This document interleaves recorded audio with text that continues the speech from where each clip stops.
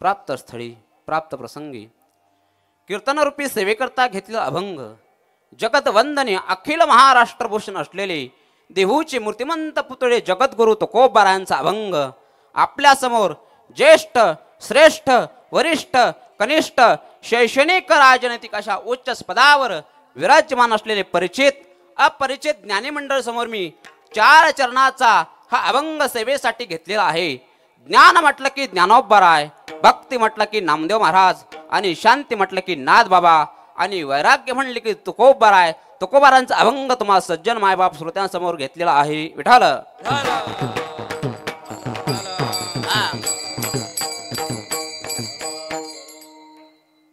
अभंगावर बोलण्यापूर्वी थोडासा अल्पसा परिहार द्यायचा तो म्हणजे असा, रुक्मिणीशी प्राण संजीवन पंढरीशी पांडुरंग परमात्मा अधिकरून सकल संतांच्या कृपा आशीर्वादाने चालू असलेला हा अखंड हरिनाम सप्ताह आज या ठिकाणी आपल्या चौधरवाडी आणि चौधर वस्तीवरती या ठिकाणी संपन्न होत आहे।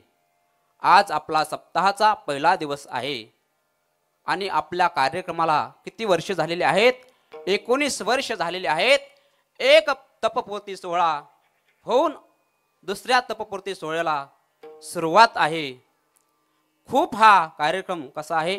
पुरातन आहे।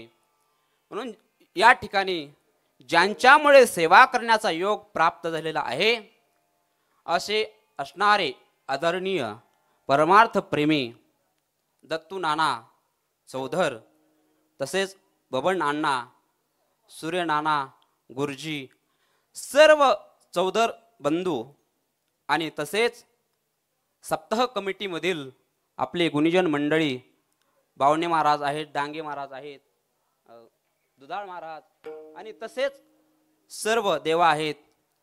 सर्वांच्या साक्षीने या ठिकाणी मला सेवा करण्याचा योग तुम्ही प्राप्त करून दिलेला आहे।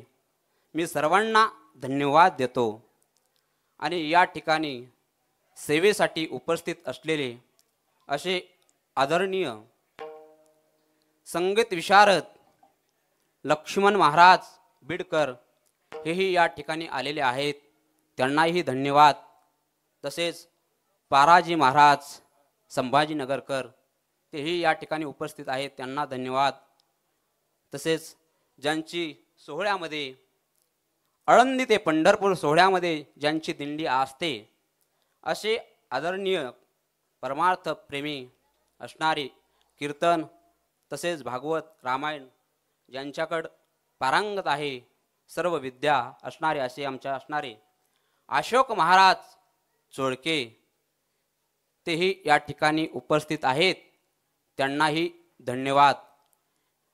एका कीर्तनकाराच्या कीर्तनाला दुसऱ्या कीर्तनकाराने टाळ घ्यावा आजकाल घेत नाहीत, पण महाराज मोठा अंत करून या ठिकाणी उपस्थित आहेत, त्यांनाही धन्यवाद।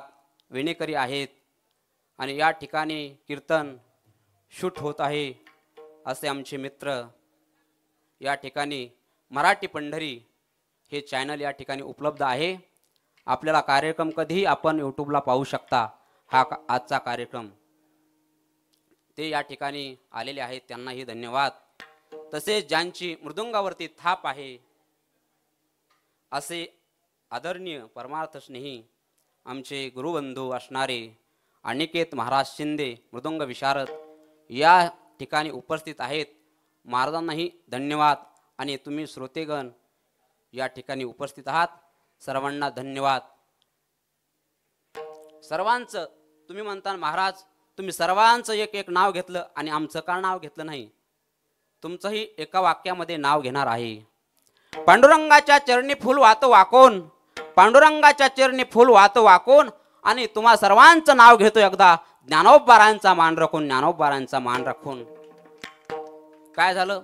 माझं कीर्तन तिकडे संभाजीनगर भागामध्ये होतं आणि कीर्तन असताना माझ्या कीर्तनाला 2 साथ संगत करण्यासाठी गायक आले। चाल म्हणताना चाल म्हणले, पण त्यांना मी काय म्हटलं, वेळ कमी होता, म्हणलं जरा उचलून म्हणा उचलून। त्यांनी काय केलं, मलाच उचललं आणि मग म्हणायला लागले।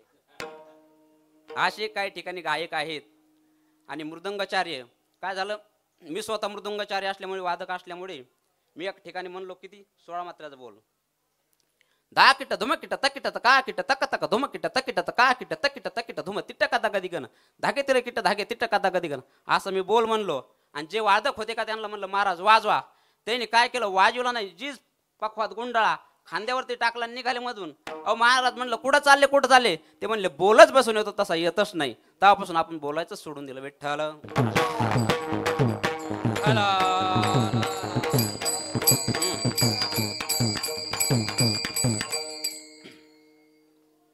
वैराग्याचा पुतळा, भक्तीचा जिव्हाळा, चैतन्याची चितळा, प्रेमाचा आभाळा, असे असणारे जगद्गुरु तुकोबाराय. घरात नाही धान, पोटात नाही आन, गावात नाही मान, पण चित्तात समाधान, असे असणारे जगद्गुरु तुकोबाराय. घरात मोठी खाट, फुटका माठ, गळक ताट, शेवटी वैकुंठाची वाट, असा ज्यांच्या परमार्थाचा थाट, असे असणारे जगद्गुरु तुकोबाराय. तुमचे गुरु, माझे गुरु, आद्य गुरु, सर्वांचे गुरु, आणि आपण कीर्तन भावार्थाला सुरुवात करू. विठाल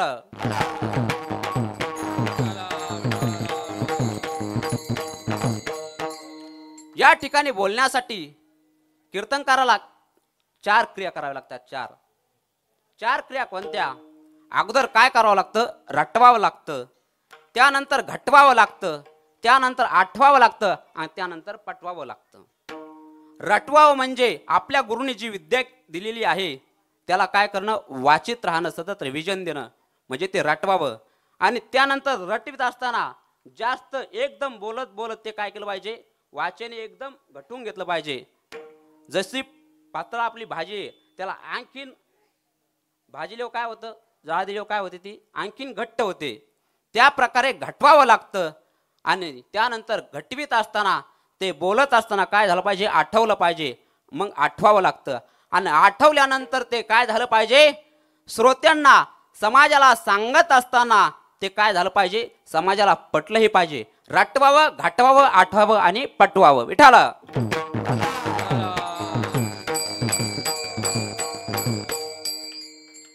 सार विचार करा उठा उठी, नाम धरा कंठी विठोबाची. तुकोबाराय अभंगामध्ये सांगतात की बाबांनो तुम्ही काय करा, सार विचार करा उठा उठी. म्हणजे विचार करत असताना कसा विचार केला पाहिजे, सार काय आहे, आसार काय आहे, जे चांगलं आहे त्याचा आपण सतत विचार केला पाहिजे. आणि विचार कसा, लगेच म्हणजे उठाउठी. आणि मग देवाचं नामस्मरण काय केलं पाहिजे, आपण आपल्या कंठामध्ये धारण केलं पाहिजे.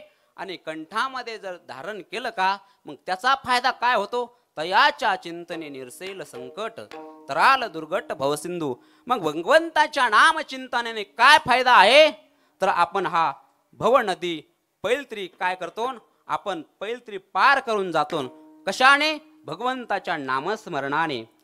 भगवंताने आपल्याला विचार करण्याची बुद्धी कुणाला दिलेली आहे, जनावराला दिली का नाही, पशु पक्षाला दिली का नाही, झाड झुडपाला दिली का नाही. माणसाला विचार करण्याची बुद्धी फक्त देवाने कुणाला दिलेली आहे, मनुष्याला दिलेली आहे. मग आपण विचार केला पाहिजे. आणि विचार केल्यानंतर काय, तर तिसरं चरण आहे वाचे स्मरा. कुळी जन्मोनी या कुळी वाचे स्मरे राम, धरी हाची नेम आहर्निशी. जन्माला आल्यानंतर आपल्या कुळामध्ये काय केलं पाहिजे, आपण आपल्या मुखाने भगवंताचं नामस्मरण केलं पाहिजे. मग हाच नेम एक धरा. काय धरा, जेणेकरून तुम्ही भगवंताचं नामचिंतन करता. हा नेम आपण नित्य नेमाने दररोज केला पाहिजे. ज्या प्रकारे आपण अन्नही खातोय दररोज, जर आपण अन्न जर सेवन नाही केलं तर आपण जगू शकतो का, पाणी जर नाही पिलं तर आपण जगू शकतो का, नाही.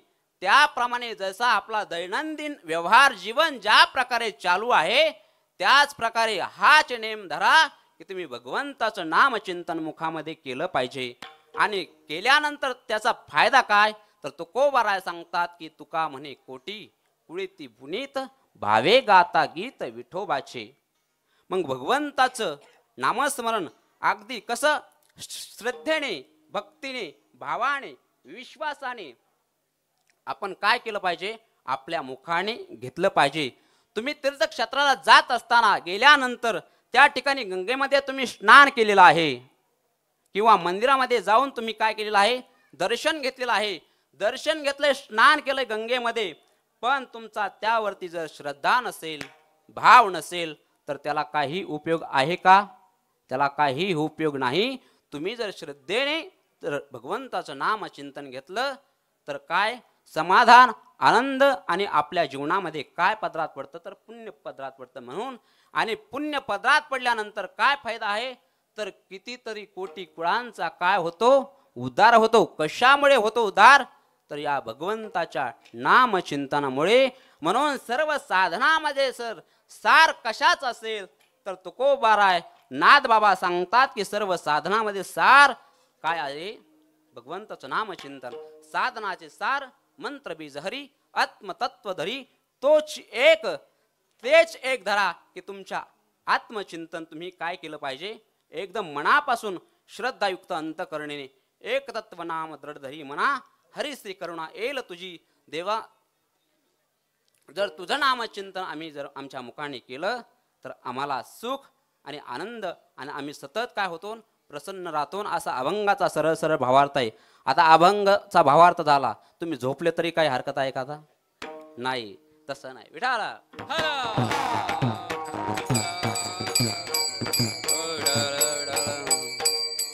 म्हणून भगवंताचं नामचिंतन हे कसं केलं पाहिजे, श्रद्धेने केलं पाहिजे. कुठलीही मनामध्ये धनाची अपेक्षा न करता, ना मानाची अपेक्षा न करता, अपेक्षा विरहित काय केलं पाहिजे, भगवंताचं नामचिंतन आपल्या वाणीने, आपल्या मुखाने आपण काय केलं पाहिजे, वधवून घेतलं पाहिजे. आणि जर आपण केलं नामस्मरण तर काय, तर याचा फायदा आहे भक्तीने आणि भावाने केलं पाहिजे. गीतेमध्ये सांगितलेलं आहे, श्रद्धया परिउपेतास योमात भक्तास समे प्रिय. ते काय आहे, भगवंताला भक्ताचं चिंतन आवडतं. म्हणून आपल्या ठिकाणी जे काम, क्रोध, लोभ, मोह, मत्सर हे दंभ जे षड विकार भरलेले आहेत, यांचा नाश विरहित जर आपण परमार्थ केला, कुठलेही अहंकार न बाळगता, तर तो भगवंताला काय आहे, प्रिय आहे. अहंकारम बलम दर्पम कामम क्रोधम परिग्रहम. जर आपण नामचिंतन किंवा कुठलीही गोष्ट तुम्ही व्यवहारामध्ये करत असाल आणि तुम्हाला तुमच्या जीवनामध्ये जर गर्व आला, तर यमाची वाट आपल्याला आल्याशिवाय राहणार नाही. तुम्हाला वाटत असेल महाराज तुम्ही तुमच्या मनाने सांगता का? मी माझ्या मनाने नाही सांगत. याला तुकोबारायांचं प्रमाण आहे.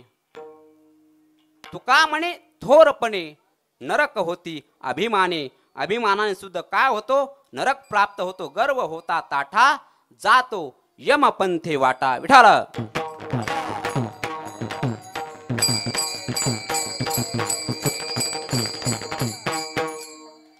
म्हणून विचार करत असताना कसा विचार केला पाहिजे, चांगला विचार केला पाहिजे. चांगला जर विचार केला, काहीही माणसं कसा विचार करतात. आता या ठिकाणी तुम्ही सर्वजण आलात, पण सर्वांचं मन या ठिकाणी असेल काही सांगता येत नाही. कुणाला वाटत असेल आपल्या रूमचं भाडं थकलंय, बिल वसूल झालं पाहिजे, किंवा काही रूमा सोडून जायच्यात. असं म्हणजे प्रत्येकाला काय आहे, मनामध्ये विचार आहे. पण विचार असा विचार मुळीच करू नये. विचार कसा करा तुम्ही. मी एकदा बसमध्ये प्रवास करत असताना, कार्यक्रमाला जात असताना बसमध्ये प्रवास करत होतो, आणि प्रवास करत असताना गाडी कुठे थांबली, स्टँडला गाडी थांबली. आणि गाडी स्टँडला थांबल्यानंतर त्या ठिकाणी त्या शेंगावाल्या बाया आल्या गाडीमध्ये. शेंगा घ्या, शेंगा, शेंगा घ्या, शेंगा, अशा त्या म्हणायला लागल्या. पण माझ्या ठिकाणी जे होते का, त्यांनी त्या शेंगा घेतल्या. आता मला शेंगा खाऊ वाटल्या, पण नेमकी म्हणलं करावं नेमकी काय. माझ्या मनात विचार आला, शेंगा तर खायच्यात, पण हे नेमकी शेंगा खाल्ल्यानंतर हे टरफल कुठं टाकायचे. ते शेजारचे जे होते का, त्यांना विचारला, अहो टरफल टाकायचे नेमकी कुठं. ते म्हणले महाराज सोपं ना, समोरच्या खिशामध्ये टाकायचे. समोरच्या खिशामध्ये. म्हणलं त्यांना कळन ना. ते म्हणले त्यांना कसं काय कळन, 2 तास झालं मी तुमच्या खिशामध्ये टाकतो, तुम्हाला नाही कळलं, त्यांना कसं कळेल. विठाला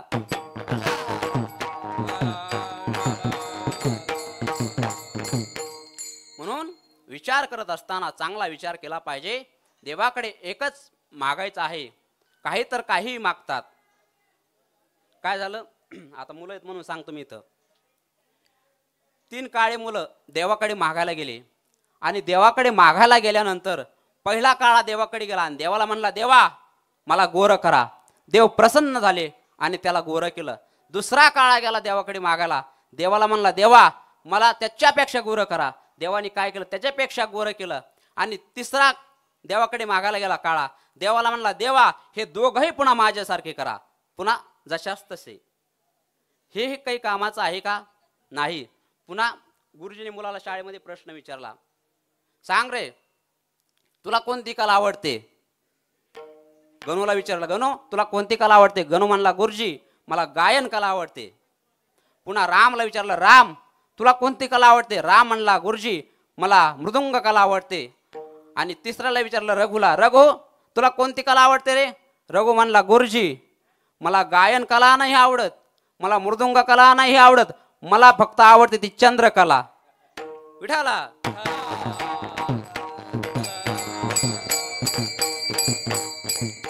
हे अशी बुद्धी, असं मन हे काही कामाचं नाही. नाथ बाबा सांगतात की देवा माझे मन आहे ना ते काय कर, तुझ्या चरणापाशी लागून घे. हा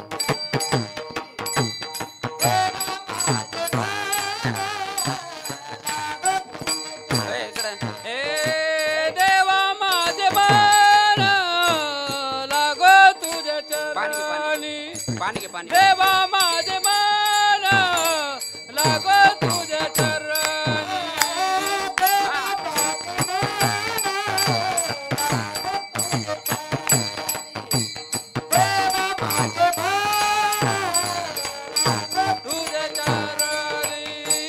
देवा माझे मन लागो तुझ्या चरणी. देवा माझे मन लागो तुझ्या चरणी.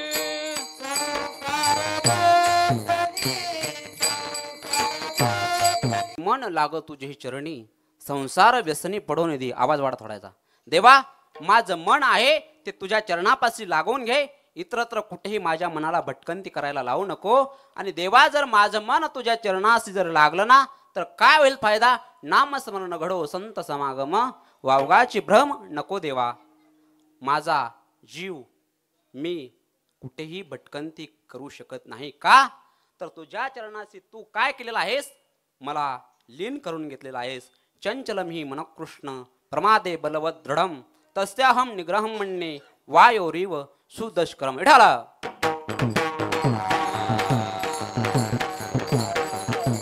म्हणून देश काळ वस्तू भेद मावळला, आत्मा निर्वाळला विश्वाकार. एखाद्या देशामध्ये एखादी वस्तू असते, मात्र दुसरीकडे त्या वस्तूचा काय असतो? नुसता अभाव असतो, अभाव. एखादा मनुष्य आपल्या गावाचा, तालुक्याचा, जिल्ह्याचा, राज्याचा, खंडाचा किंबहुना इहलोकाचा त्याग करू शकतो, पण आकाशाचा त्याग करू शकत नाहीये. ज्याप्रमाणे मनुष्य हा आकाशाचा त्याग करू शकत नाही, ज्याप्रमाणे आकाश सर्वत्र भरलेला आहे ना, त्याच प्रकारे माझा देव आणि माझ्या देवाचं नामही कसं आहे? सर्वत्र भरलेलं आहे. विठाल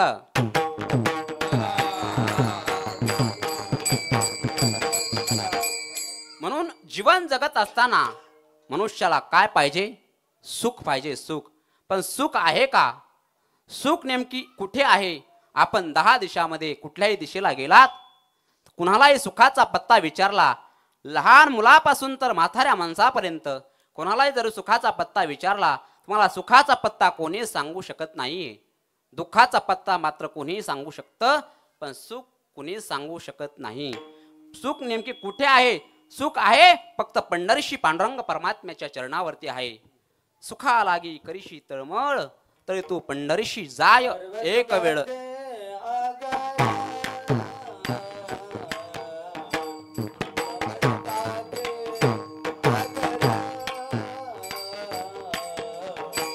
सर्व सुखाचे आगर आचे आगर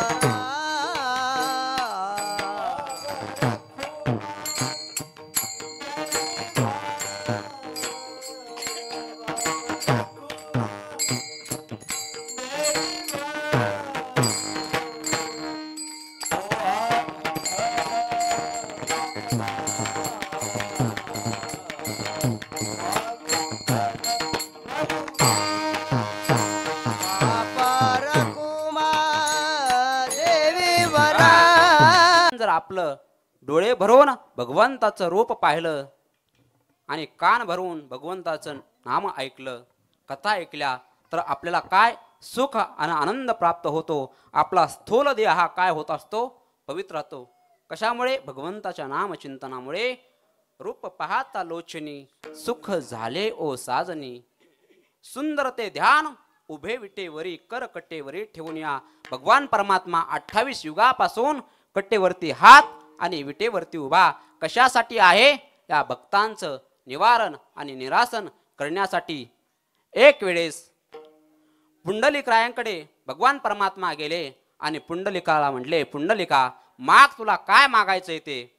तेव्हा पुंडलिकरायाने एकच मागितलं, देवा मला तुमचं काही नको, मला एकच मागायचंय की हे जे तुझे भक्त आहे, तुमचे भक्त आहेत ना, या भक्तासाठी तुम्ही काय करा, अखंड सदैव का उभे राहा. तेव्हापासून भगवंत युगे झाले 28 युगापासून भगवान परमात्मा काय आहेत, उभे आहेत. उभे मुलं आहेत म्हणून एक विनोद सांगतो मुलांना. एकदा बंड्याने शाळेमध्ये मुलाला प्रश्न विचारला, बंड्या सांग काळाचे प्रकार किती. तेव्हा बंड्या उठला आणि बंड्या म्हटला, गुरुजी काळाचे प्रकार 3. गुरुजी म्हणतात, बंड्या शाळेमध्ये तर कधी तर येतो रे, पण उत्तर तर बरोबर सांगतोस. बंड्या मला सांग आता काळाचे प्रकार 3 कोणते कोणते.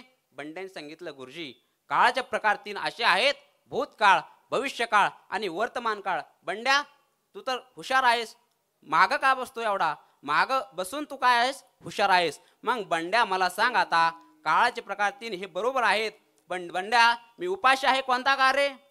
तेव्हा बंड्याने सांगितलं, गुरुजी हा भूतकाळही नाही, भविष्यकाळही नाही, वर्तमान काळही नाही. गुरुजी तुम्ही उपाशी आहात, हात काय आहे, दुष्काळ आहे, दुष्काळ. आणखीन त्याच्या पुढे एक प्रश्न विचारला. दोघं मित्र होते, बंट्या आणि बाबल्या. शाळेमध्ये जात असताना बंट्याला बंट्याच्या आईने काय दिला, 1 रुपया दिला, 1 रुपया. आणि शाळेमध्ये जात असताना 1 रुपया बंट्याकडून कुठे पडला बंट्याला माहीतच नाही. तेव्हा बंट्या 1 रुपया काय करत होता, तो सापडीत होता, शोधत होता. बबल्याला विचारलं, बबल्या तुला 1 तास शाळेमध्ये का रे उशीर झाला येण्यासाठी. तेव्हा बबल्याने सांगितलं, गुरुजी जो बंट्याच्या आईने बंट्याला 1 रुपया दिलता का, जो तो सापडीत होता का, शोधत होता का, त्या 1 रुपयावरच मी उभा होतो म्हणून मग उशीर झाला. विठाला विठाला विठाला विठाला विठाला. आता मला महिला मंडळाला विचारायचं, महिला मंडळ सांगा, माझा एक तुम्हाला प्रश्न आहे. तुम्हाला तुमच्या लग्नामध्ये तुम्हाला तुमचा पती मिळाला म्हणून का भेटला म्हणून, का भेटलेला पती टिकावा म्हणून, कसं भेटला म्हणून का भेटलेला पती टिकावा म्हणून, काय सांगा सांगा. तुम्हाला बक्षीस आहे माझ्याकडून, सांगा.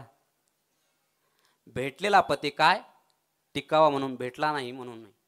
एक आजीबाई वाळवंटामध्ये तिने सुंदर असं चंद्रभागेचे स्नान केलेलं आहे आणि चंद्रभागेचे स्नान करून तिने काय केलेलं आहे, डोक्यावरती तुळस घेतलेली आहे आणि पांडुरंगाकडे हात जोडून उभी राहिलेली आहे. जुन्या काळामध्ये, आता काही या ठिकाणी म्हाताऱ्या आहे जुन्या, त्या आजीबाईने एवढं सुंदर नाव घेतलं उखाण्यामध्ये. ती म्हणत होती, ऐका सर्वजण आता, ती म्हणत होती, येत होते जात होते खिडकी वाटे पाहत होते, खिडकीला 3 तारा, आटकी त्याला घुंगर 12, पान खाते 13, घाम येतो जरा जरा, तिकडून आला व्यापारी, व्यापाऱ्याने दिले सुपारी, सुपारी देते वाण्याला, हंडा नेते पाण्याला, पाणी आणते आडाचं, वाडा बांधते भिंगाचा, वाड्यात वाडे 7 वाडे, 7 वाड्यात होता पलंग, पलंगावरती होती गादी, गादीवरती होती उशी, उशीवरती होती कप बशी, कप बशीला होतं घर, घराला होती भिंत, भिंतीवरती होती घडी, घडीत वाढला एक, पांडुरंगाचं नाव घेते मी ज्ञानोबा तुकोबाची लेख. एवढं सुंदर नाव घेतलं.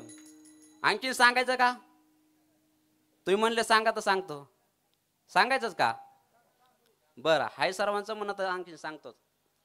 आणखीन एक सुंदर नाव घेतलं, ऐका.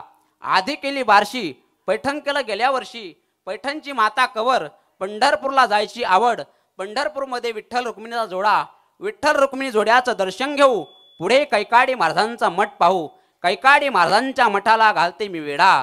पुढे आला वाकडीचा वडा, वाकडीच्या वड्याला सोन्याची हलकी. पुढे आली मुक्ताबाईची पालखी, मुक्ताबाईच्या पालखीला सोन्याचा तुरा. पुढे आला गोपाळपुरा, गोपाळपुऱ्यामध्ये जनाबाईचा खेळ. आता झाली आळंदीला जायची वेळ. आळंदीला थोर थोर साधुसंत, थोर थोर साधुसंताची करते मी सेवा. पती म्हणतात माहूरला जावा, माहूरला घेतली साडी. औंढाळ नागनाथापाशी झाली दाटी, बासरला येणं कळलं सरस्वतीसाठी.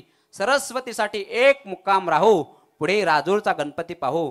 राजूरच्या गणपतीपाशी घाईघाई चतुर्थी सोडली ग बाई. तिथून पुढे परीला गेले ग बाई.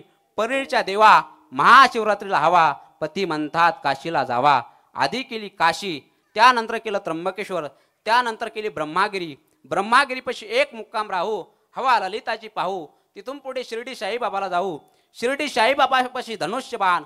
मुंबईमध्ये मम्मादेवी छान, मुंबईमध्ये भरली मंत्र्यांची सभा. आणि या ठिकाणी तुम्ही जेवढे कीर्तनाला आलात ना, तुमच्या पाठीमागे साक्षात पांडुरंग उभा, पांडुरंग उभा. आणखीन सांगतो, बाग लावते घरोघरी, आज झाडो तरोतरी. आंब्याने बांधली कुई, कुवट आंबट, संत्री गुळवट, ककडीचा गारवा, ऊस कसा हिरवा. तुम्ही जा ऊसात, बोरी जांभळा आणा खिशात. तुम्ही पोलिसाची नोकरी धरा, मला साडी पैदा करा.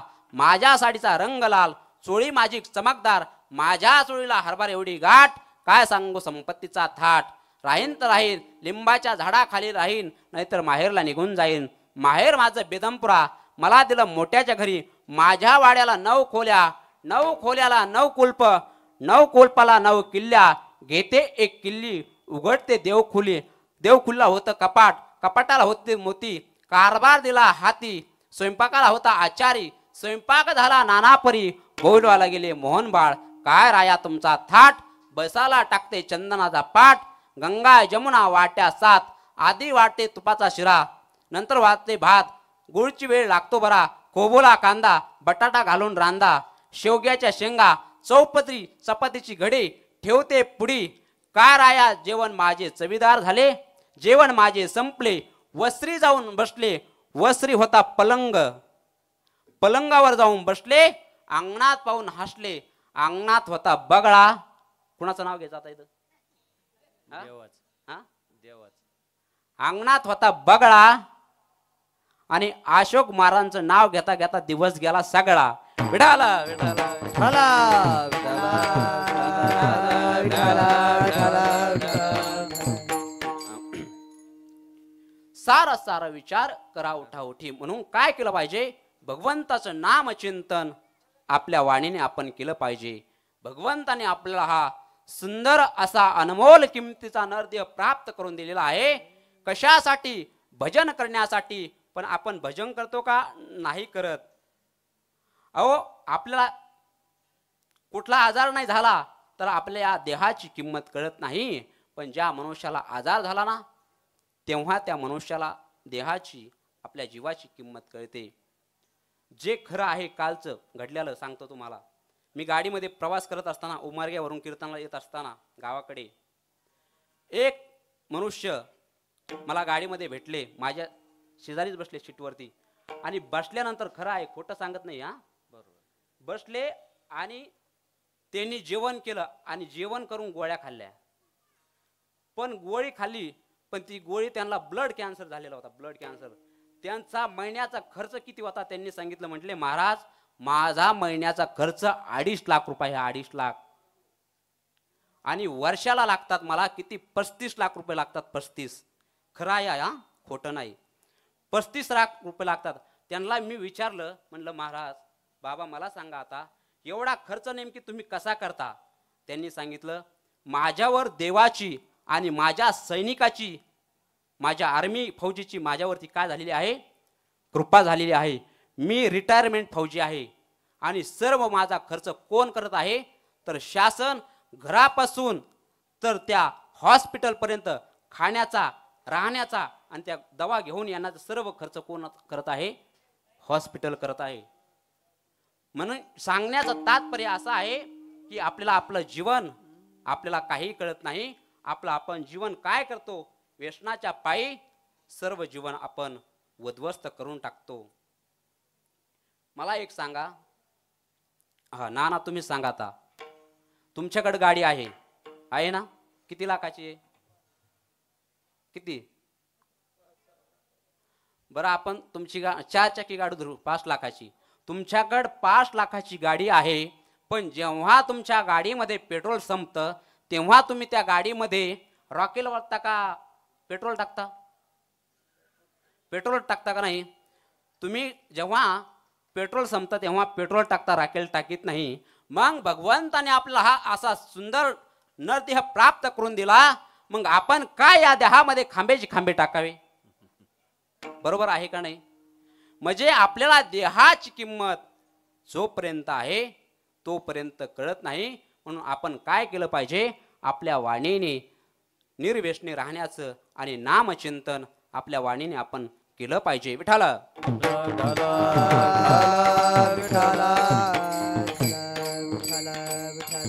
म्हणून भगवंताने असा सुंदर अनमोल देह कसा देवे दिला देह भजन गोमटा, देवे दिला देह भजन गोमटा, देह दिला देह भजना गुमटा, देह दिला देह भजना भजन गोमटा तोया झाला फाटा बाधिकेचा. भगवंताने आपल्याला असे सुंदर हात दिलेले आहेत. दिले इंद्रिय हात पाय कान, दिले इंद्रिय हात पाय कान. गोड प्रमाण दिलेला आहे महाराजांनी. दिले इंद्रिय हात पाय कान, डोळा मुख बोलया वचन, जेने तो जोडसी नारायण, नाशी पण भवरोग, नाशी जीव पण भवरोग. म्हणून भगवंताने हात दिलेत. हात हे जर कधी देवासमोर जोडले जात नसतील, या हाताने कधी जर दान धर्म होत नसेल, त्या हाताला प्रेताचे हात समजावेत. जे भगवंताने आपल्याला पाय दिलेत ते पाय जर कधी पंढरीशी पांडुरंग परमात्म्याची आळंदी पंढरपूरची जर वारी करत नसतील तर त्या पायाला काय समजावं? एका जागी उगवणाऱ्या झाडाप्रमाणे समजावं. जे भगवंताने आपल्याला डोळे दिलेत आणि जे भगवंताने आपल्याला कान दिलेत, त्या कानाने जर भगवंताच्या कथा श्रवण होत नसतील तर त्या कानाला काय समजावं? सर्पाचं बेळ समजावं. आणि जे भगवंताने आपल्याला वाणी दिलेली आहे त्या वाणीने जर कधी नामस्मरण होत नसेल तर त्या वाणीला काय समजावं? पावसाळ्यात ओरडणाऱ्या बेडकाप्रमाणे समजावं. बेडकाप्रमाणे. उसाला डोळा आहे पण दिसत नाही, कडेला कान आहे पण ऐकू येत नाही, सुईला नाक आहे पण श्वास घेता येत नाही, कंगव्याला दात आहे पण खाता येत नाही. म्हणून भगवंताने आपल्याला सुंदर असा नरदेह दिलेला आहे. या देहाची आपल्याला किंमत कळत नाही. अहो, संतांचे किती वचने गोड आहेत. संतांनी आपल्याला अभंग गाथ्याच्या रूपाने दिलेले आहेत, ज्ञानेश्वरी दिलेली आहे. सर्व असे पवित्र आपल्याला संत वाङ्मय आहे, पण आपण ते उघडत नाही, कधी वाचत नाही. संतांची वाणी काय आहे? संतांची वाणी म्हणजे अमृताची खाणी. संत काय करतात? संत लिहितात ग्रंथ, ग्रंथ शिकवतात पंत, पंत दाखवतात भगवंत, भगवंत भेटला की होतो सुखाचा अंत. संत काय करतात? संत बडवतात, संत मडवतात आणि संत घडवतात. संत घडवतात कशाने? शब्दाने. संत मडवतात कशाने? चारित्र्याने. आणि संत बडवतात कशाने? शब्दाने. ऐका ऐका, सरकारने दिलेलं सरत नाही, माय बापाने दिलेलं सरकारने दिलेलं पुरत नाही, माय बापाने दिलेलं सरत नाही, संतान दिलेलं कधी संपत नाही, जीव परमार्थ कधी करत नाही, पापी कधी तरत नाही, कीर्तिवंत कधी मरत नाही, सत्य कधी डरत नाही, विष कोणाला जिरत नाही, पापी कधी तरत नाही. म्हणून एवढं तुमच्या डोक्यामध्ये कधी शिरत नाही. विठाला ढला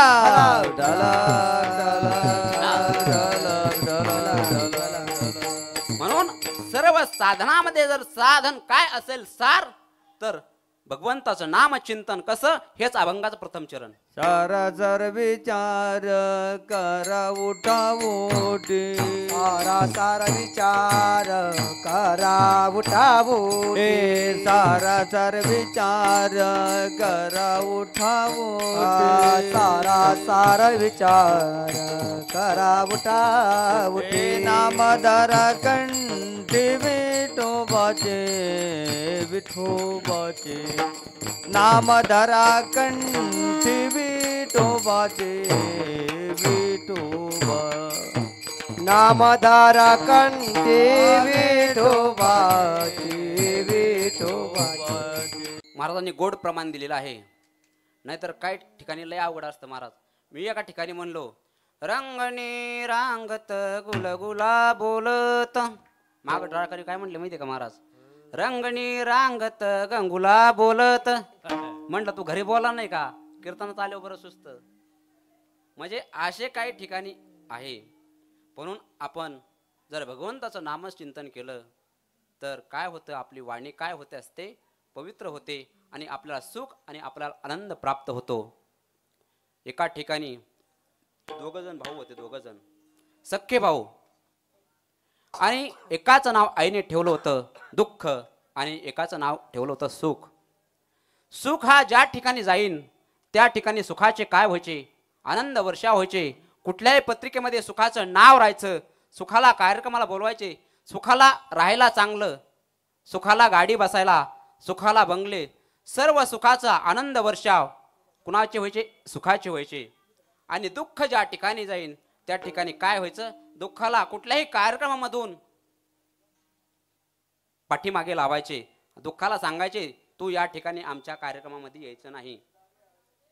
एक दिवस असा प्रसंग झाला की दुःख हा आईकडे रडत रडत गेला आणि रडत गेल्यानंतर दुःख म्हणतो, आई मला सांग आता, सुखही तुझाच आहे आणि दुःखही तुझाच आहे, नेमकी असं का? सुखाचे सोहळे आणि मला बोलवत नाही, नेमकी असं का? त्यावेळेस आईने काय केलं, सुखाला बोलवून घेतलं आणि दुःखालाही बोलवून घेतलं. दोघालाही मांडीपाशी बसवलं आणि सुखाला सांगितलं, आईने सुखा तू एक काम करायचं, आजपासून तू काय करायचं, तुझे कपडे जे आहेत कोणाला द्यायचे, दुःखाला द्यायचे. आणि दुःखाला सांगितलं, दुःखा आजपासून तुझे कपडे कोणाला द्यायचे, सुखाला द्यायचे. म्हणजे सांगण्याचं तात्पर्य एकच आहे, सुख नाही ते काय आहे, दुःखच आहे. फक्त मनाला काय आहे, सुख आहे सुख, पण सुख कुठे नाही, फक्त सुख आहे या ठिकाणी. सुखाचा विचार सुखाचा विचार नाही कुठे. वेळ आपला थोडा मर्यादित आहे म्हणून सुख हे कुणाला कधी मिळू शकत नाही. म्हणून सुख मिळू शकतं ते फक्त भगवंताच्या नामचिंतनामध्ये. मला एक सांगा, मी कीर्तनामध्ये एका ठिकाणी सांगितलं, जेवढे कीर्तनाला आलेत तेवढे या ठिकाणी मरून जाणार. असं सांगितलं का लगेच एक बाई आजी उठली आणि म्हटली, महाराज मी या ठिकाणची नाही नाही. म्हटलं कस काय नाही?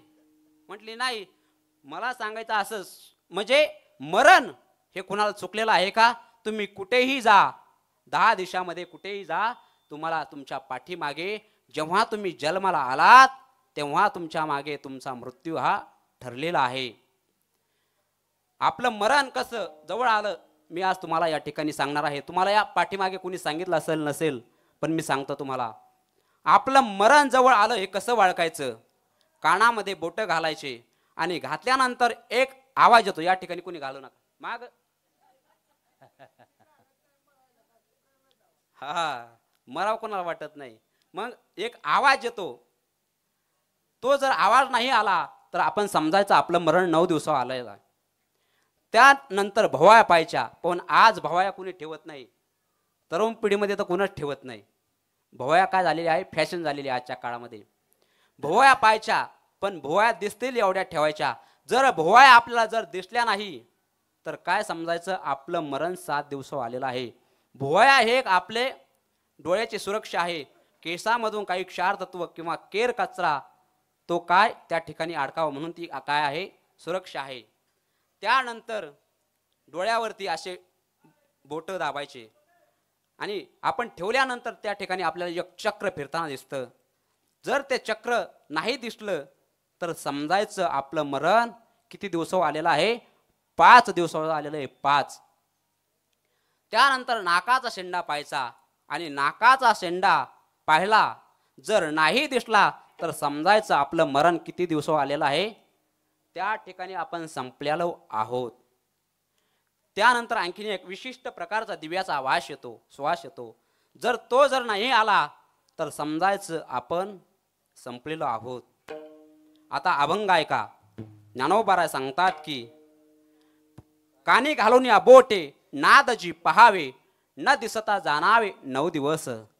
भोया पाहता न दिसे जाणा आयुष्याची गणना 7 दिवस. डोळा ठेवून या बोटे चक्र जे पहावे न दिसता जाणावे 5 दिवस. नासाग्रज अग्र न दिसता नयनी म्हणा त्याची दिनी रामकृष्ण. ज्ञानदेव म्हणे साधूश लक्षण अंतकाळी वेगी आपण पाहे. काय आहेत? साधू संतांचे हे लक्षण आहेत. विठाला हला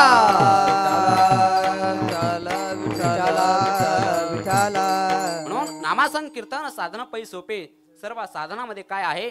भगवंताचं नाम चिंतन. हे कसं आहे? सोपं आहे. हेच अभंगाचं द्वितीय चरण. तयाच्या चिंतने निरसेल संकट. तयाच्या चिंतने निरसेल संकट. तयाच्या चिंतने निर्जल संकट. तयाच्या चिंतने निर्जल संकट. कराला दुर्घट भाव सिंधू. तराला दुर्घट भाव सिंधू. तयाच्या चिंतने निरसेल संकट. तयाच्या चिंतने निरसेल संकट. तरला दुर्घट भाव सिंधू. तरला दुर्घट भाव सिंधू. तयाच्या चिंतने निरसेल संकट. तयाच्या चिंतने निरसेल संकट. तयाच्या चिंतने निरसेल संकट. तराला दुर्घट भवसिंधू. क्षणोक्षणी हाची करावा विचार. तारावया पार भवसिंधू. तुम्ही हाच एक विचार करा जेणेकरून तुम्ही हा भवसिंधू काय करतान? पार करून पैलतरी जातान. म्हणून त्यासाठी काय आहे? नामसाधन हे महत्वाचं आहे. आणि जर आपण आपल्या वाणीने जर नामस्मरण केलं तर आपल्या कितीतरी कुळांचा काय होत असतो? उद्धार होतो. जर कुळामध्ये चांगला नामधारक मुलगा आला तर 21 पिढ्यांचा उद्धार होतो. आईकडील 7, वडिलांकडील 7 आणि स्वतःच्या येणाऱ्या 7 त्रिक 21 पिढ्यांचा उद्धार होतो. आणि पेताड खाताड आला तर 42 पिढ्या नरकामध्ये जातात. आईकडील 14, स्वतःच्या येणाऱ्या 14 आणि वडिलांकडील 14 त्रिक 42 पिढ्या काय होतात? नरकामध्ये जातात. काही पोरं कुठेही डीजे मध्ये नाचतात. नाका बुका नाका बुका नाका बुका. अरे भगवंताच्या नामचिंतनामध्ये तू काय हो? तल्लीन हो. भगवंताच्या नामचिंतनामध्ये जर तल्लीन झाला. पहा, निवडून येण्यासाठी अनेक नेते काय करतात? कितीतरी पैसे खर्च करतात. निवडून आल्यानंतर त्यामध्ये नाचणं हे कशाचं नाचणं आहे? तिरस्काराचं नाचणं आहे. आणि लग्नामध्ये नाचणं हे कशाचं आहे? मस्तीचं नाचणं आहे. आणि भगवंताच्या नामचिंतनामध्ये कीर्तनामध्ये नाचणं हे कशाचं नाचणं आहे? भक्तीचं नाचणं आहे. तळणा भाग्यवंत नटे हरी कीर्तना. म्हणून असा जर कुळात नामधारक मुलगा आला, नाहीतर आताच्या काळामध्ये फार अवघड आहे. मुलाच्या हातामध्ये हिरवंडा, बायको समोर घोळतो घोंडा आणि आई बापाच्या डोक्यामध्ये घालतो धोंडा. ही आजची काळाची तरुण पिढी फार व्हायला चाललेली आहे. म्हणून व्हायला जाऊ नये म्हणून आपल्या मुलाला काय केलं पाहिजे? संस्कार घडवले पाहिजे. अहो तो मुसलमान भाविक त्याच्या 2 वर्षाच्या मुलाच्या डोक्यामध्ये टोपी घालतो आणि मंदिरामध्ये नेतो. आणि मंदिरामध्ये गेल्यानंतर सांगतो हा आपला देव आहे, आपला अल्लाह आहे. आपण का आपल्या मुलाला मंदिरामध्ये आणू नये? का टोपी घालू नये? जर आणलं त्याला शिकवावं. हे आपला देव आहे, हा आपला ग्रंथ आहे. तुमची पिढी येणारी संस्कृत झाल्याशिवाय राहणार नाही. म्हणून आपण भगवंताचं चिंतन केलं आणि भगवंताचं चिंतन केल्यामुळे आपण कितीतरी पिढ्यांचा काय झालेला आहे? आपला उद्धार झालेला आहे. अभंगाचं 3रं चरण. जन्मने कोळे वाचे स्मरे राम. जन्मने कोळे वाचे स्मरे राम. हरे जन्मोनी आकुळे वाची स्मरा राम जन्मोनी आकुळे वाची स्मरा राम धरे हाची नेम दर्याचा नेम आहरणी तयाच्या चिंतने निर्चेल संक तयाच्या चिंतने निर्चेल चक धारा हाची नेमा धारा हाची नेमा कोळी वाचे स्मरे राम जरी हाची नेम अहर्निशी म्हणून आपण भगवंताचं नाम चिंतन आपण मुखाने गायलं म्हणून हरी उच्चारणे अनंत पाप राशी जातील क्षण मात्रे एका क्षणामध्ये आपलं काय होतं पाप नाहीच होतं कशामुळे तर भगवंताच्या नाम चिंतनामुळे भगवंताच्या नाम साधनेमुळे एक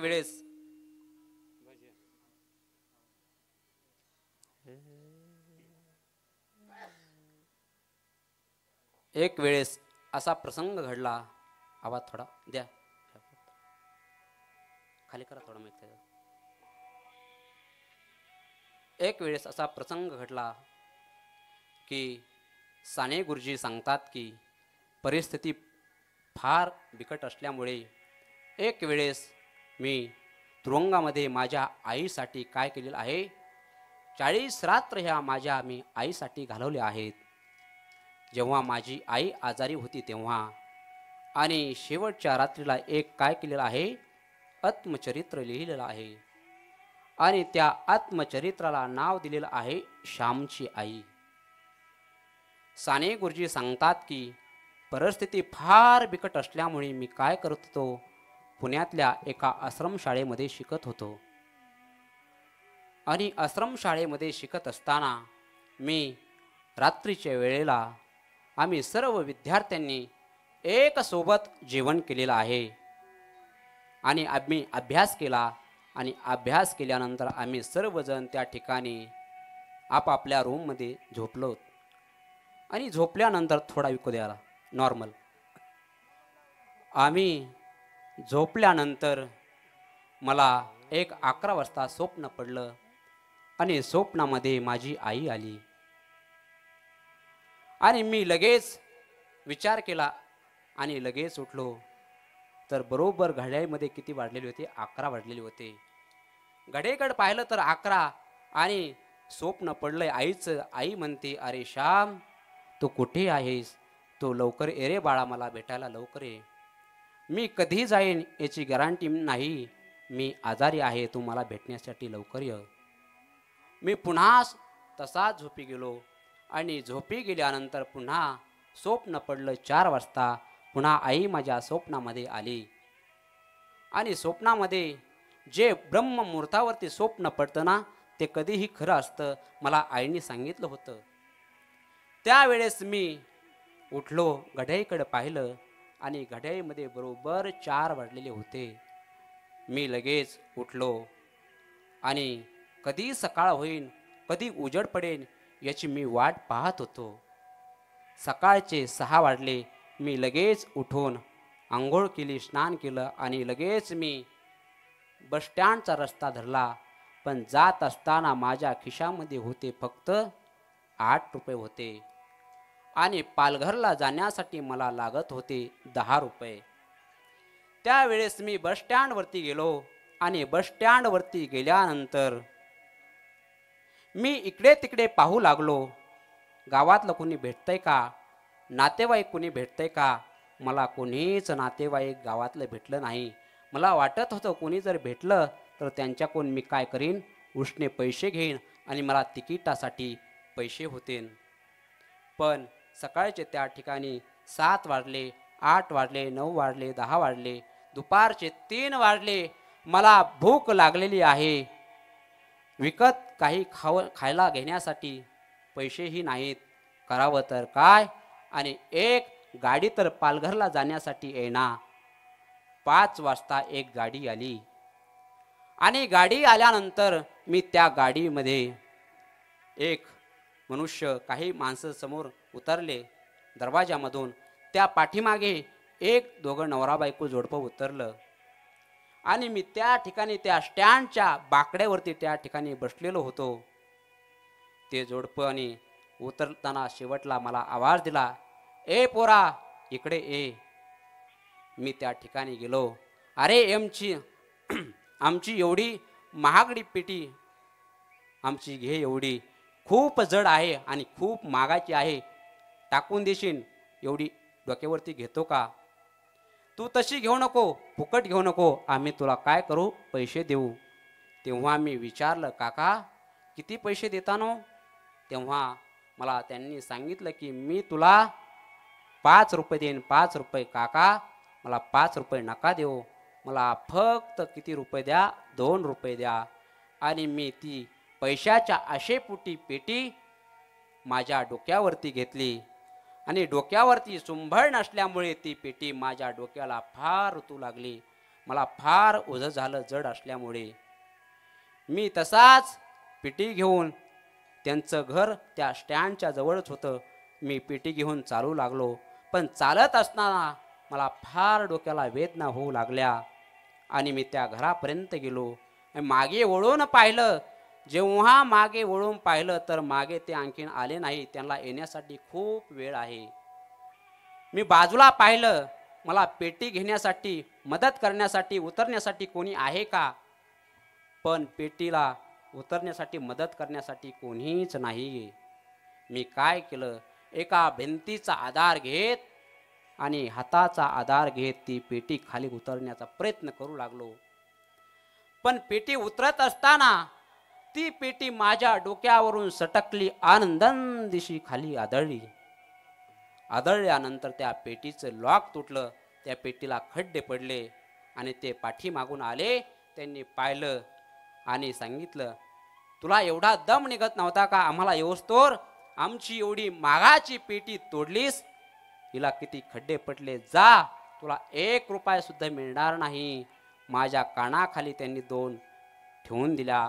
पण मी तसाच त्या पैशामुळे जागेवरती थांबलो. माझ्या डोळ्यामध्ये अश्रू आले. अश्रू मी तसेच डोळ्यातले अश्रू डोळ्यामध्येच जिरवले आणि जागेवरती थांबलो. शेवटी त्या बाईला दया आली आणि दया आल्यानंतर त्या बाईने काय केलं, माझ्या हातावरती फक्त अवघा 1 रुपया माझ्या हातावरती दिला आणि तो 1 रुपया घेऊन मी पुन्हा स्टँडला आलो. आणि स्टँडला आल्यानंतर चौकशी केली.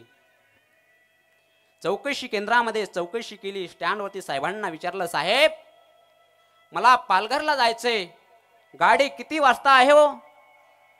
तेव्हा साहेबांनी सांगितलं, अरे पोरा, तुला पालघरला जाण्यासाठी गाडी फक्त 9 वाजता आहे आणि एकच गाडी आहे आणि ती शेवटची गाडी आहे. गाडी बरोबर 9 वाजता आली स्टँडवरती. मी त्या गाडीमध्ये चढलो आणि गाडीमध्ये चढल्यानंतर 5 नंबरच्या सीटवरती बसलो. साहेब आले, ड्रायव्हर साहेब आले, कंडक्टर साहेब आले. ड्रायव्हर साहेबांना गाडी चालू केली. कंडक्टर साहेबांना बेल वाजवली आणि गाडी पालघरच्या दिशेने धावू लागली. आणि कंडक्टर साहेब तिकीट फाडत फाडत फाडत माझ्याकडे आले आणि आल्यानंतर मला विचारलं, ए तुला कुठलं तिकीट द्यायचंय सांग. त्यावेळेस मी सांगितलं, साहेब मला पालघरचं तिकीट आहे, पण माझ्या खिशामध्ये आहेत फक्त 9 रुपये. अरे पोरांनो, तुम्ही तिकीट घेऊन येता आणि गाडीमध्ये बसता, तुम्हाला लाजा वाटत नाहीत का? गाडी माझ्या घरची आहे, नेमकी का तुमच्या घरची आहे? चल गाडीच्या खाली उतर. पण एका माणसाला दया आली आणि शेवटच्या सीटवरती जे बसलेले होते वयस्कर म्हातारे, त्या बाबांनी आवाज दिला, ओ साहेब घ्यावं या लेकराला, शेवटची गाडी आहे, या ठिकाणी कुठे थांबल, जिथपर्यंत त्याचं तिकीट पुरतंय ना तिथपर्यंत त्याला तिकीट द्या. मला साहेबानं तिकीट दिलं आणि गाडी धावत धावत धावत एका जंगलामध्ये आली पालघरजवळ आणि साहेबानं गाडी वाजवली. माझं तिकीट त्या ठिकाणी संपलं आणि मला गाडीच्या खाली उतरून दिलं. गाडीच्या खाली मी जेव्हा उतरलो त्या ठिकाणी मला खूप भीती वाटली. मी खूप घाबरू लागलो. त्या ठिकाणी जंगलामध्ये खूप नाना प्रकारचे आवाज येत होते. प्राण्यांचे आवाज येत होते. सिंहाच्या डरकाळ्या, कोल्या कुत्र्यांचे आवाज, रातकिड्यांची किरकिर, नाना प्रकार श्वापणांचे आवाज माझ्या कानावरती पडत होते. माझ्या पायामध्ये चप्पल नव्हती, पण मी तसाच धावत पळत सुटलो रस्ता काढत. आणि धावत असताना माझ्या पायाला काटे टोचत होते. जंगलामधून धावत असताना माझ्या अंगाला कारट्या ओरबडत होत्या. पण मी तसाच धावत घरी गेलो. आणि घरी गेल्यानंतर पालघरेमध्ये पोहोचलो. आणि माझ्या घरचा दरवाजा उघडा होता आणि फक्त एक दिवा लावलेला होता. त्या ठिकाणी माझे वडील गुडघ्यामध्ये मुंडक घालून खाली मान घालून बसलेले होते. त्या ठिकाणी सर्व नातेवाईक आलेले होते. पुण्याची मावशी आलेली होती, नगरची आत्या आलेली होती, बारामतीचे काका आलेले होते. सर्व नातेवाईक त्या ठिकाणी आलेले होते. आणि माझी मोठी बहीण ताई ती चुलीला जाळ घालता घालता तशीच जाग्यावरती झोपी गेली.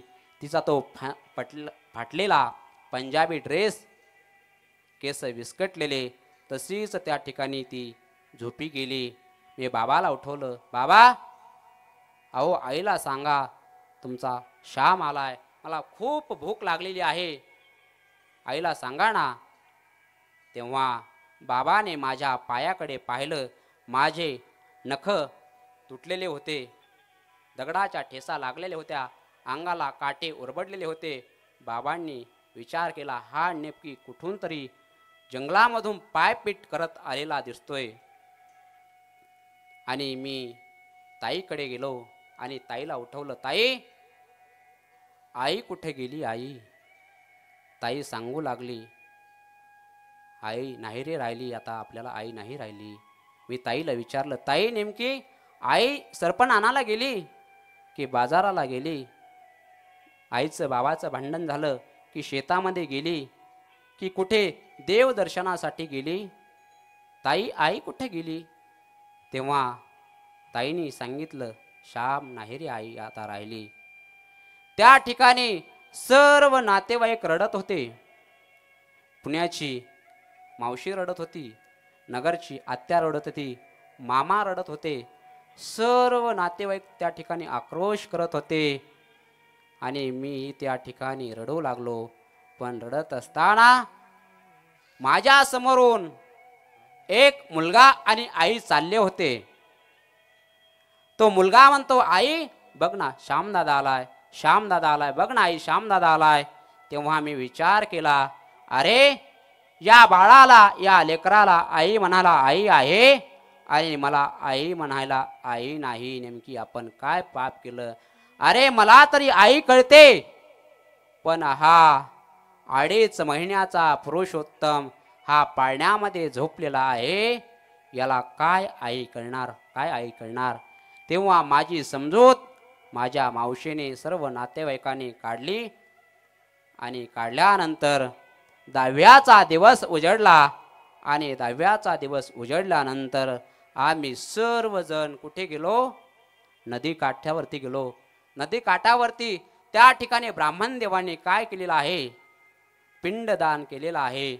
त्या ठिकाणी पिंडाला काही कावळा शिवेना. बाबा समोर गेले, शिव ना ग कावळा, तुझ्या पाठीमागे मी लेकराला अंतर देणार नाही, नाही करणार मी दुसरं लग्न, तुला वाटतं ना?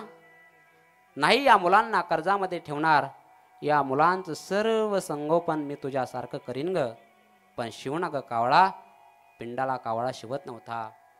त्यावेळेस मावशी समोर आली आणि मावशी म्हणू लागली, ताई शिव ना ग कावळा. पण पिंडाला काही कावळा शिवत नव्हता. सर्व जबाबदारी घेईन मी या लेकरांची, पण नाही. त्यावेळेस पुन्हा आत्या समोर आली आणि आत्या म्हणू लागली, वहिनी शिव ना ग पिंडाला कावळा, पण पिंडाला काही कावळा शिवेना. मी या लेकराला खूप सांभाळीन तुझ्यासारखं, पण काही कावळा पिंडाला काही शिवत नव्हता. त्यावेळेस माझी बहीण मोठी ताई समोर गेली आणि समोर गेल्यानंतर ती म्हणू लागली, आई शिवणा ग. पण नाही, ती म्हणत होती, मी फिरते ना खूप इकडं तिकडं, शाळेतून आल्यावर मी फिरणार नाही, मी घरीच थांबन. आई काळजी करू नको शिव ग. पण नाही शिवत.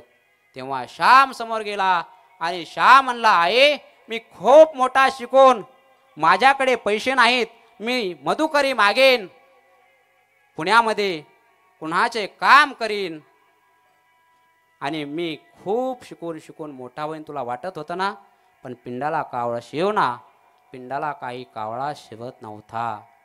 श्यामच्या लक्षामध्ये आलं आणि श्यामने काय केलं, सर्व जे नदी काठावरती लोक जमलेले होते धाव्यासाठी सर्वांना बाजूला केलं आणि श्याम धावत पळत पळत त्या 2.5 महिन्याच्या पुरुषोत्तमाकडे गेला आणि त्याच्या अंगावरती पंचा टाकला आणि त्याला खांद्यावरती घेतलं आणि त्या ठिकाणी घेऊन आलेला आहे.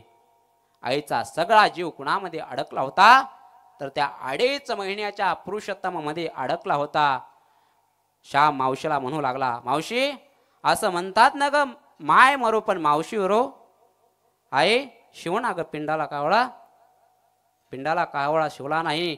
आणि श्याम मावशीला म्हणायला लागला, मावशी अग या लेकराला, या पुरुषोत्तमाला आजारी पडला तर आम्हाला काय याला करावं नाही कळत, आम्हाला याला आंघोळ घालता नाही येत, याला काय खायला द्यायचं नाही येत. मावशी आजपासून तू सर्व जबाबदारी या पुरुषोत्तमाची घेशील का ग. हो श्याम, मी या पुरुषोत्तमाची जबाबदारी घेईन. तेव्हा मावशीने त्या 2.5 महिन्याच्या पुरुषोत्तमाला घेतलं आणि घेऊन समोर गेली आणि यशोदेला म्हणली, यशोदे आजपासून मी सर्व जबाबदारी याची घेईन पुरुषोत्तमाची. श्याम तुझा म्हणून ओळखला जाईन, पण हा पुरुषोत्तम आजपासून माझा ओळखला जाईन. पिंडाला कावळा शिव. लगेच सर्व झाडावरती जे कावळे बसलेले होते फांद्यावरती, सर्व कावळे त्या ठिकाणी आले आणि पटदिशी सर्वांनी आपल्या आपल्या चोचीमध्ये पिंड घेतले आणि भुरकीन उडून गेले. तेव्हा श्याम म्हणू लागला, मावशी आई तू गेलीस तरीही आमच्यासाठी, आणि जोपर्यंत होती ना तरी तू आमच्यासाठी होतीस ना. तू तुझा सर्व आजार काय केलास, दडून ठेवलास. तुला वाटत होतं ना जर मी आजारी पडले आहे, पण हे पैसे जर मी कुठे दवाखान्यामध्ये घातले तरी माझ्या लेकराला काय खाऊ घालावं, म्हणून तू तुझा आजार लपवून ठेवलास. असं म्हणतात ना, लेकुराचे हित वाहे माऊलीचे चित्त, ऐशी कळवळशी जाती करी लाभा विन चित्ती. आईचं अंतकरण महाराज खूप श्रेष्ठ आहे. सर्व ठिकाणी व्याज घेतलं जातं, पण या आईच्या अंतकरणाला आई आपल्याकडून 1 रुपया सुद्धा व्याज आणि मोबदला घेत नाही. म्हणून भगवंताचं आपण नामचिंतन केलं पाहिजे आणि मग आपलं कितीतरी कोटी कुळांचा काय होतो, उद्धार होतो. गोळे दे पुनीत, म्हणे कोटे गोळे दे पुनीत. आवाज आहे ना भाऊ. म्हणे कोटी कोळी ते पुनीत. तुका म्हणे कोटी कुळेती पुनीत, भावे गाता गीत विठोबाशे. म्हणून भगवंताने आपल्याला हा 84 लक्ष योनी फिरवून हा मानव देह दिलेला आहे. म्हणून सर्वांनी गळ्यामध्ये सुंदर तुळशीची माळ धारण करून, एकादशी व्रत उपवास करून आणि भगवंताचं नामचिंतन हे सर्वांनी करावं. या ठिकाणी झालेली सेवा भगवंताच्या चरणी, माऊली ज्ञानोबारांच्या चरणी, संत भगवान बाबा वामन भाऊंच्या चरणी समर्पित करून, आणि तुम्ही जेवढे कीर्तनाला आलात सज्जन मायबाप श्रोत्यांच्या चरणी समर्पित करून, सर्व गायक वादक मंडळीच्या चरणी समर्पित करून या ठिकाणी सेवेला पूर्ण विराम. किंबहुना तुमचे केले धर्म कीर्तन सिद्धी गेले, एथ माझे उरले पायिकपण. यत्र योगेश्वर कृष्ण यत्र पार्थो धनुर्धरः, तत्र श्री विजयो भृतीर ध्रुवा नीतिर्मतिर्मम. लागोनिया पाया विनवितो तुम्हाला, करटाळे बोला मुखी नाम विठ्ठल विठ्ठल म्हणा वेळोवेळा हा सुख सोळा स्वर्गिना विठोबा रुक्माई. सर्वांनी वरती हात करा, वरती हात करा सर्वांनी. हा जय जय विठोबा रघुमाई. वरती हात काय वरती. हा विठोबा